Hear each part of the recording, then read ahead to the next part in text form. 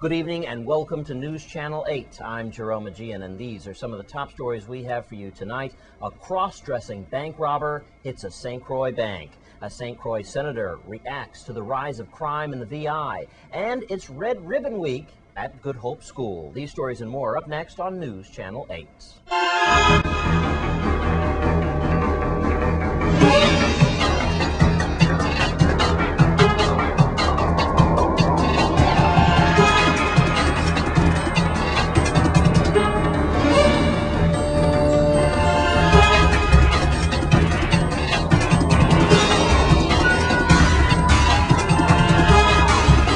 In our top story tonight, just when you thought it could not get any worse for the Virgin Islands and St. Croix for crime, the unthinkable has happened. News Channel 8's Wes Small files this story of a bizarre bank robbery on St. Croix earlier today. Here's what's going on. In the middle of this crime wave that we are in, you can see that the perimeter here in the State Diamond is being blocked. Now the cameraman is going to pan around and back as you see police officers and detectives here at Scotiabank, right?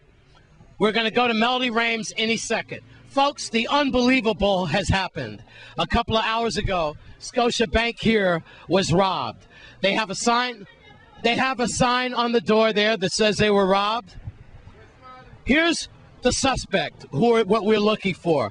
We're looking for a man, 180 pounds, with a gun, dressed as a woman. That's right, dressed as a woman. We have a female impersonator bank robbery, folks. Let's go to Miss Melody Rames, VIPD spokesperson, with the story. At about 10 a.m. this morning, Wednesday, October 26th, a man dressed as a woman robbed the Sunny Isles Scotiabank branch. The detective said there were less than 10 customers in the bank. The suspect actually waited in line until his turn came. He walked up to the teller and displayed a firearm and demanded money. He was given money and he walked out of the Scotia branch and he headed in a westerly direction. The suspect was dressed in a blue jeans dress with black dress pants underneath. He had on black sneakers, a brown curly wig, and black shades. And they also said he was wearing purple lipstick. They also said he was about 5'9", between 5'9" and 5'11" tall, and he weighed about 180 pounds, and he had a muscular build. Was he black, white, or Hispanic? He was a black male. Like I said, as humorous as it is, here's what we have. 180 pounds, a black man dressed like a woman, robbed the Scotiabank.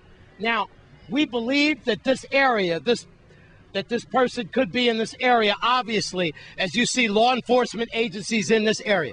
The cameraman, this place is hot. Watch the cameraman pan back and you see all the traffic backed up. Folks, unbelievable. Bank robbed by a man dressed like a woman. Don't take this lightly. This man is armed. The VIPD are not taking this lightly. Obviously, they have leads that this guy's in Barron Spot area and Strawberry. Looking for a bank robber dressed as a woman. Purple lipstick, sneakers, blue jean dress, 180 pounds. And as you can see, the VIPD are moving hard to get this bank robber, he or she, off of the streets. 911. Crime Stoppers at 1-800-222-TIPS in a State Diamond. I'm Wes Small for News Channel 8. And in other news, the recent crime wave of wanton violence has prompted Virgin Islands Senator Sammy Sanis to speak out. News Channel 8's Wes Small has the story. Thank you very much, Jerome. I'm here with Senator Sammy Sanis, and of course you head the committee on public safety, right, Senator? That is correct. Public safety, justice, and homeland security. All right, Senator, I know that you have some words to say about these tragedies. Like I said on last night's broadcast from A State Welcome with the double homicide, It was just a horrendous scene. People were bawling on the street because we were so sensitive. We really didn't show a lot, which we could have showed. Right now, though, for the first time, we need to give our condolences in a moment of silence to these brothers' family. 25-year-old Darnell Harvey. That's one of the brothers that lost their life yesterday in front of Stop and Save by Welcome by DC Canegata. 21-year-old Jamani Rawlins. Together, they add up to be 46 years old. Now, you are involved with passing bills. You passed that semi-automatic that weapon bill, but then you still get in fights. What do you have to say about the latest carnage in our territory? It's devastating. My condolences to the family. And when you mention the age, we're seeing a whole generation of young Hispanic and Black male just dying. A whole generation. At one point or the other, the entire community have to come together as one. We're talking everybody. And it's unfortunate that there are certain legislation that I've tried to pass that for one reason or the other, they're having a difficulty time. As you know, I came here a few months ago to talk to you about the mandatory gun sentence bill that was shut down. That is something that is needed. The anti-gang legislation is having a hard time. That is something hopefully that's going to be... What? Wait, stop. Yes. You keep saying they and other people. What we need to start calling names because next November is going to come soon. I keep going through this over and over with you guys and you ladies in the legislature. Minority, majority. When are we going to get together for one? I'm pretty sure we're all on the same side of law and order. I think at this time, I know at this time we're all going to come together as one because these are laws that need to be passed. There's no ifs and buts about it. We can no longer be insensitive to the need of the community. And this senator is going to push forward, do whatever it takes for these laws to be passed. But once again, it is up to the community. Parental responsibility. That's what it all boils down to. And you know what? At one time, we were able to discipline any child that was doing something wrong. As long as you do it respectfully, any adult should discipline that child. Parents need to take responsibility. That's the bottom line, my brother. If my child is doing something wrong, stop him, punish him. That's what it takes about. The community needs to come together. You saw that article in the paper the other day, War in Paradise. Yes. Come on. It breaks your heart. That's like we're in Afghanistan or Libya. There you go. Yeah. I truly believe that our children stand a better chance fighting in Iraq than they stand a better chance of living here. What's the next bill? The next bill that I'm pushing for is the anti-gang legislation. We need that. The commissioner, the former commissioner Francis, have stated that we need that. The Bureau of Correction Director Wilson, the Attorney General. These are laws that are needed, and hopefully in December I'm going to be pushing that bill. Senator Sammy Sanders, thank you very much. Excuse his T-shirt, but he's still got his pink ribbon on for fighting breast cancer. I'm Wes Small for News Channel 8. Thanks, Wes, and thanks to Senator Sammy Sanders for coming forward to us tonight. And also tonight, this is Red Ribbon Week, and the students and faculty at the Good Hope School on St. Croix paid their respects to a fallen DEA agent who gave his life for a cause. News Channel 8's Wes Small has more. Thank you very much, Jerome. It is Red Ribbon Week, and we're trying to make it to several schools like News Channel 8 always does.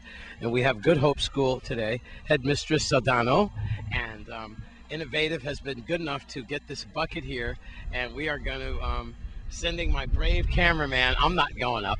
How many feet is that, by the way? It looks easily, I would say, close to 80 feet in the air, easily. Yeah, you're not getting the kid up in that one. No. Not that I have a fear of heights. This is Red Ribbon Week, and it's the best way that the schools and administrators, like Ms. Saldana and her staff, can get the message out that drugs are not a good thing. And this is an anti-drug message that we always look forward to every year. And look at all the students out there. They got their red on and everything like that for tonight. And this is great, and this is all about a DEA agent who was killed, I believe, in the line of duty. And I see someone here. Yes, sir. He is a.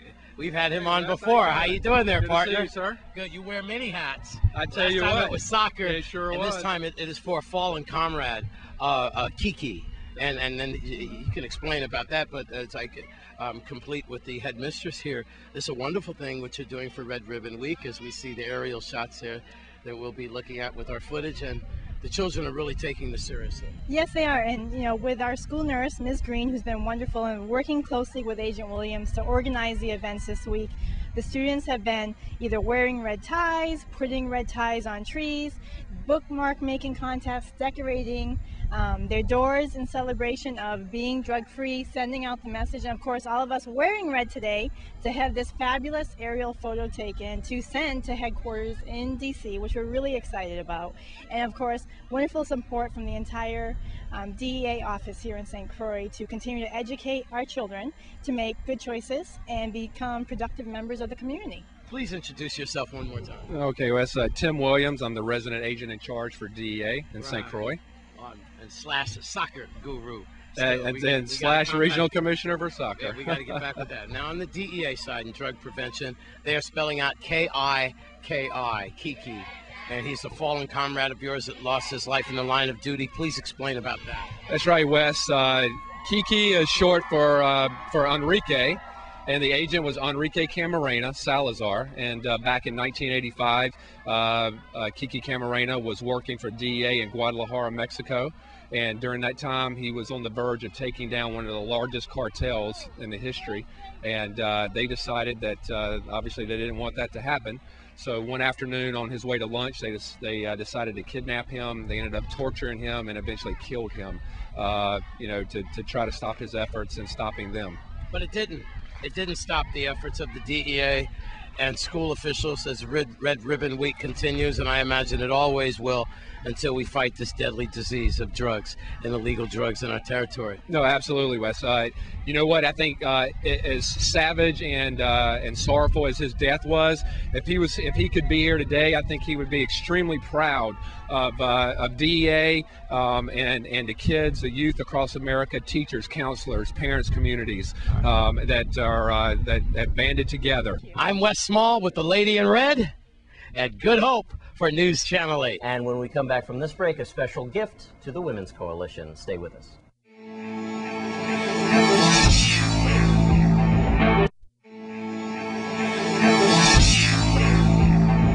And let's take a look at your Caribbean report for tonight.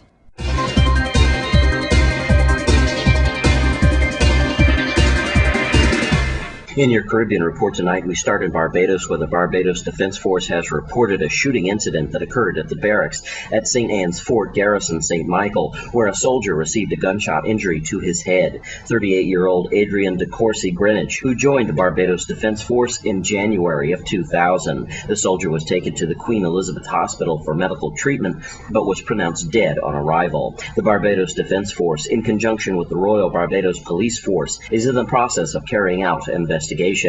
However, the initial investigations has revealed that no other persons were involved. And turning to the United Nations General Assembly on Tuesday, renewed its call for the 20th consecutive year for an end to the economic and commercial and financial embargoes imposed by the United States against Cuba for the past half-century. In result, 186 votes were in favor, 2 were against, the U.S. included, and 3 countries abstained. The Assembly reiterated its call for all states to refrain from promulgating and apply laws and measures not conforming with the obligations to reaffirm freedom and trade navigation. And finally, in Road Town Tortola, the Makos Swim Club will host a politicians' swim meet and eat on Saturday, October 29th, to raise money for the Makos Swim Club. The club needs money to pay Prospect Reef for the use of the pool, to cover the cost of equipment, and to have money in reserve to meet the expenses of traveling overseas to regional swim meets, such as the OECS's championship in November. The co-organizer of the meet and eat, Pat Archibald Bowers, said in a press release. Several politicians from both districts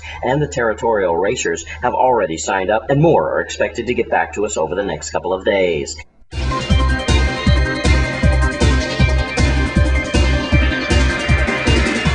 And that's your Caribbean report for tonight. And the Women's Coalition received some special help from a Trinidadian organization earlier today. Let's take a look. I'm here at the Women's Coalition Annex, and as a lot of people know, a terrible thing has happened to the Women's Coalition just within the last few months.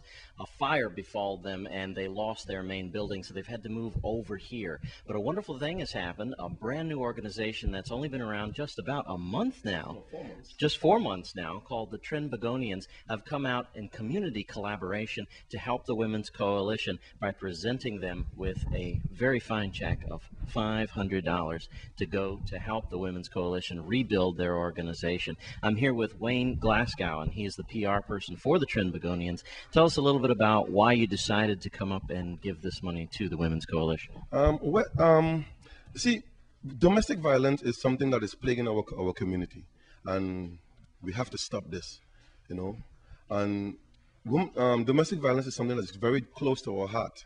So we decided that when we heard that they had a fire, we decided that we're going to give a proceed of our fundraising to the Women Coalition to help them with their building fund.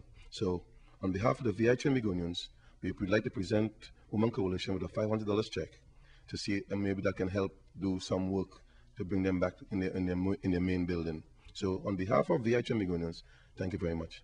Yeah, well, I'm sure that Mary Mingus here is quite welcome for that. And tell us a little bit about the Trinbagonians. What's their mission statement? Our mission is to help within the community. Anyone with needs within the community can contact us on our website, and we will try our best to help as much as we can within the community. So that's our mission. Well, thank you to the Trinbagonians, and of course, I'm sure Mary Mingus is very happy to receive this. Tell us a little bit about how you're feeling today. It feels so good because we've been in such a difficult position in the organization with the tragedies of the fire and vandalism, that to think of a group reaching out, a group that we really were not connected with. They're brand new, and we will be connected now, and we'll be at their next fundraiser. And we're so grateful that they thought of us and thought of the Women's Coalition. And I think in a way it really shows the progress we have made in 30 years, which we're trying to keep our focus on the positive in this, our 30th anniversary year, which has been a most difficult year for us. So to know that a group went out and held a fundraiser in our honor, I can't tell you how much it means. Thank you so much, Wayne, and to all the Trinbagonians. And a lot of people don't realize that the Women's Coalition may say the word woman on it, but they very much help children as well as services for men, and a lot of people don't realize that as well. And I'm glad to have you here, and we're glad to see you guys getting back on your feet again. And Mrs. Knight, you have something to add? Yes, thank you again. And we this month is Domestic Violence Month, which is in October, the whole month of October. So wear your purple ribbon. And we help all victims, crime victims, everybody. If you need help, you can contact us at 773-9272 or just stop by at our new location, temporary location at 13AB King Cross Street. And hopefully we'll be at our new building soon. So don't be afraid to stop by. Don't be afraid to stop by. There's something here for everybody in the community.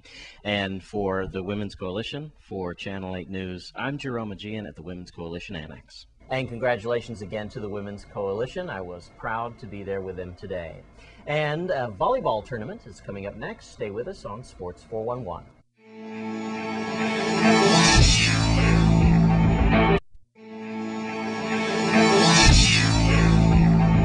Recently, there was a major volleyball tournament held in our area. Let's find out what the results were. And in sports, Jerome Educational Complex swept the 2011 Burning Blazers volleyball tournament.